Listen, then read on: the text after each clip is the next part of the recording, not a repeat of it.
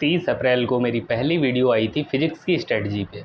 उसके बाद 11 मई से सीयूटी का एग्ज़ाम हो गया और 19 मई तक हर बार ऐसा हुआ कि 30 क्वेश्चन जो मैंने टॉपिक बताए, जिस तरीके से बताए, 150 बहुत सारे स्टूडेंट को मैंने क्रॉस करवा दिया।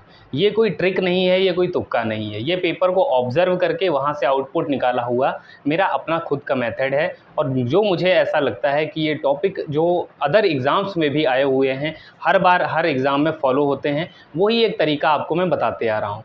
19 मई को लगभग 40 क्वेश्चन, 35 से 40 क्वेश्चन वहाँ पर एग्ज़ाम में देखने को मिलते हैं। जिन चैप्टर्स को मैंने बताया कि इनको पहले करना है, उनको करके स्टूडेंट 150 क्रॉस कर गए।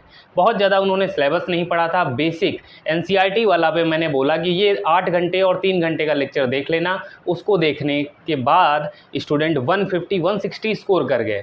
तो यही एक तरीका है जिससे आप लोग भी बेहतर कर सकते हो। तो चलिए शुरू करते हैं कि आगे आने वाले एग्ज़ामों में कैसे आप 160, 170 आराम से स्कोर करने वाले हो। जिन्होंने पूरा पढ़ लिया है उनके लिए भी बताऊंगा, जो जीरो पे हैं उनके लिए भी बताऊंगा, और जो 50% पढ़ चुके हैं उनके लिए भी बताऊंगा। फिजिक्स उतना टफ नहीं है जितना आप लोग समझते हो। फिजिक्स को पढ़ने का एक अपना तरीका है, फॉलो करेंगे, अच्छा स्कोर करेंगे, और कहाँ से स्टडी मटेरियल हमें सॉल्व करना है वो भी बताऊंगा। तो सबसे पहले मैं बताऊं, सबसे इम्पॉर्टेंट चैप्टर जो है सेमीकंडक्टर। सेमीकंडक्टर पूरा थ्योरेटिकल है, आराम से आप पढ़ सकते हो, थ्योरी अगर पढ़ लोगे हो जाएगा। उसके बाद है मॉडर्न फिजिक्स। देखो सेमीकंडक्टर में सारी चीज़ें इंपॉर्टेंट है। मॉडर्न फिजिक्स में अगर dual nature of radiation and matter की बात करें, photo electric effect is very important, उसकी जो आइंस्टीन वाली इक्वेशन है और जितने लॉज हैं, और ग्राफ बहुत ज़्यादा इंपॉर्टेंट हैं, क्योंकि जब भी हम पढ़ रहे होते हैं फिजिक्स, हम ग्राफ को पूरा इग्नोर कर देते हैं, हर एक चैप्टर से इग्नोर कर देते हैं, लेकिन ये नहीं करना है। फिर हम बात कर लें atom chapter, radius of nth orbit, energy of nth orbit, Lyman Balmer Paschen series जो आपका स्पेक्ट्रम है, वहाँ पर largest wavelength, like maximum wavelength और मिनिमम वेवलेंथ, ये ध्यान रखना है। रिडबर्ग फार्मूला आपको ध्यान रखना है। Bohr model of an atom, वो भी इंपॉर्टेंट है। Angular momentum equal to NH/2π, वहाँ से भी क्वेश्चन आ सकते हैं। वहीं देखो क्वेश्चन की फ्रेमिंग वहीं से होगी जहाँ से बता रहा हूँ। फिर हम बात कर लें nuclei chapter, binding energy curve, binding energy निकालना, मास डिफेक्ट, न्यूक्लियर डेंसिटी से 19 मई को क्वेश्चन मिला। भाई टॉपिक बोल दिया, वहीं से क्वेश्चन आ गया। न्यूक्लियर फिजन, फ्यूजन और न्यूक्लियर फोर्स। देखो जो भी मेंबर्स ज्वाइन हैं, लाइक पर्सनल गाइडेंस ले रहे हैं मेरे से, उनको मैंने ये चीज़ बोली कि आप टेलीग्राम पे जाके चर्चा मत करो फालतू की, जितना बता रहा हूँ उतना फॉलो करो। और सच बताऊँ, बहुत सारे मेंबर जो हैं बहुत अच्छा स्कोर कर रहे हैं। मात्र 59 रुपये में आप मुझे दिए गए मेल आईडी पे मैसेज कर सकते हैं और पर्सनल गाइडेंस मेरे से ले सकते हैं। इंपॉर्टेंट टॉपिक्स, और जो भी देखो टॉपिक यही बताऊंगा, लेकिन गाइडेंस दे देता हूं कि हाँ भाई 2 दिन बाद क्या करना है, क्योंकि स्टूडेंट कनेक्टेड रहते हैं व्हाट्सएप के थ्रू। अब हम बात करते हैं इसके बाद सबसे इंपॉर्टेंट चैप्टर जो हमारा होने वाला है, वो करंट इलेक्ट्रिसिटी। 7 क्वेश्चन आते हैं भाई।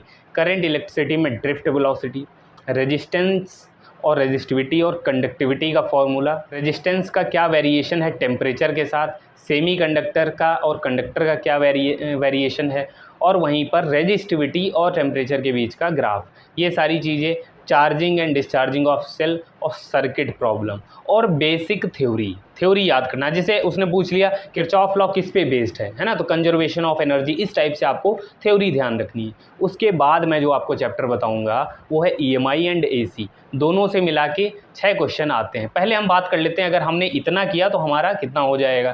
तो सबसे पहले अगर हम modern physics, semiconductor, current electricity, 7 question, और 10 और 4 14, लगभग आपके 20-21 क्वेश्चन हो जाते हैं। यहाँ से आप 100 क्रॉस कर सकते हो। उसके बाद आपको इलेक्ट्रोमैग्नेटिक वेव भी करना पड़ेगा, 2 क्वेश्चन लगभग आते हैं। 1 से 3 क्वेश्चन आ सकते हैं। कहाँ से आएंगे? वेवलेंथ का ऑर्डर, फ्रिक्वेंसी का ऑर्डर, वेव की प्रॉपर्टीज़, वेव का डायरेक्शन कैसे निकालते हैं, जो वेव की इक्वेशन बनती है उसमें अगर मान लो हमें E=E0 sin ωt ± kx, तो ये मान लीजिए इक्वेशन है, तो यहाँ से हम कैसे वेवलेंथ निकाल सकते हैं, कैसे फ्रीक्वेंसी निकाल सकते हैं, ये आपको पता होना चाहिए। और बेसिक जो यूजेस हैं आपके इलेक्ट्रोमैग्नेटिक वेव्स के, इतना करने के बाद आप अगर EMI एंड AC कर लेते हो तो आप लगभग 140-150 के आसपास पहुँच जाते हो। EMI में क्या इंपॉर्टेंट है भाई? सेल्फ इंडक्टेंस, फेरेडे लॉ हो गया, लेंज लॉ हो गया, और आपका AC generator like maximum EMF induce कितनी होती है, मोशनल EMF बहुत ज़्यादा इंपॉर्टेंट है, वहाँ से क्वेश्चन आता है। फिर हम बात कर लें AC में, तो AC में भाई 3 टॉपिक हैं। ट्रांसफार्मर तैयार कर लो, रेजोनेंस की कंडीशन Z बराबर R हो जाता है, रेजोनेंट फ्रीक्वेंसी वेरी इंपॉर्टेंट। फिर आप LCR सर्किट कर लो, इतना कर लोगे तो आराम से चीज़ें हो जाएंगी।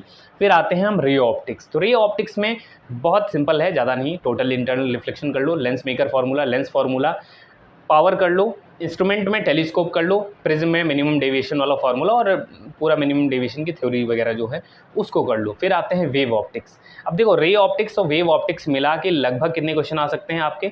8-9 क्वेश्चन आते हैं, 8-9 क्वेश्चन आते हैं। तो जिनका रे ऑप्टिक्स वेव ऑप्टिक्स लगता होगी ऑप्टिक्स समझ में आती है, क्योंकि 10th से कई बार हमें दिक्कत दे रही होती है, तो अगर आपको ऑप्टिक्स समझ में आ रही है तो आप ऑप्टिक्स की तरफ रुख करो रेदर देन आपका बहुत ज़्यादा न्यूमेरिकल वगैरह, ठीक है। तो हमने क्या बोला कि आपको वेव ऑप्टिक्स में हाइगेंस प्रिंसिपल करो, इंटरफेरेंस, डिफ्रैक्शन के फॉर्मूले और कैसे इंटेंसिटी वगैरह निकाली जाती है और ग्राफ वगैरह देख लेना, इतनी चीज़ें कर लेनी है।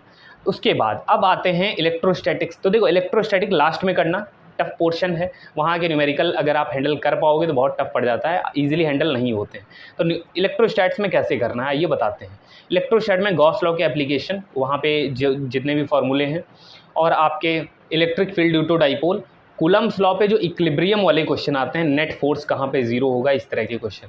बाकी एक और क्वेश्चन आता है कि इलेक्ट्रिक फील्ड 3 चार्ज रखे हुए हैं सेंटर पे, बताओ इलेक्ट्रिक फील्ड कितनी होगी, ये क्वेश्चन भी वहाँ से इंपॉर्टेंट है।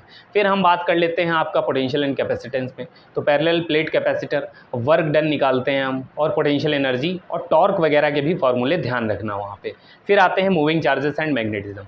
चैप्टर बहुत ज़्यादा टफ नहीं है, बहुत ज़्यादा ट्रिकी नहीं है, मुझे पर्सनली नहीं लगता है। इंपॉर्टेंट टॉपिक बताऊँ तो मूविंग कॉइल गैल्वेनोमीटर, कैसे गैल्वेनोमीटर से एमीटर में जाते हैं, कैसे वोल्ट मीटर में जाते हैं, और आपका magnetic field due to 2 parallel current carrying conductor, और आपका force on moving charge QVB R = mv/qb, है ना। तो ये सारी चीज़ें, सर्कुलर मोशन जब करता है तो वहाँ पर कितना फोर्स लगता है, R = mv/qb, R = p/qb, R = √2me/qb, है ना। तो ये जो वेरिएशन है मैं आपको बता रहा हूँ, ये सारी चीज़ें, और बायोट सावर्ट लॉ के एप्लीकेशन और एम्पियर सर्किटल लॉ के application. Like Biot Savart law में जैसे एक सर्कुलर वायर है, उसकी वजह से मैग्नेटिक फील्ड सेंटर पे कितनी होगी, तो वो आपको सर्कुलर वायर नहीं देगा, वो आपको सेमी सर्कल देगा, फिर बताएगा कितनी होगी, तो μ0I/4R। इस तरीके से क्वेश्चन बेसिक पूछे जा सकते हैं। अब देखो क्या करना है, सारी यूनिट्स आनी चाहिए, ग्राफ सारे ध्यान रखना, फार्मूले सारे ध्यान रखना, थ्योरी पूरी पढ़नी है, और डायमेंशन भी ध्यान रखना। पिछले 19 मई वाले पेपर में देखा गया तो डायमेंशन से भी क्वेश्चन आए। बेसिक क्या है यार, यूनिट आती है तो डायमेंशन निकाल ही लोगे, ये तरीका है। उसके बाद ये सारा करने के बाद मॉक टेस्ट लगा लेना, टेलीग्राम पे जितने दे रखे हैं।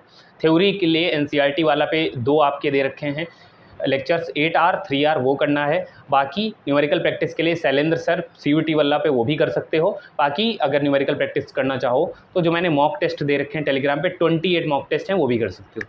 इसके बाद अगर आपको कोई दिक्कत परेशानी आ रही है, बिल्कुल बेझिझक मेरे से कांटेक्ट करो, बहुत फ्रीली एकदम एज अ सीनियर मैं आपसे बात करूंगा और आपको गाइडेंस दूंगा कि आप कैसे प्रोसीड कर सकते हो आने वाले एग्ज़ाम में। एग्ज़ाम की टिप्स भी बताऊंगा उसमें।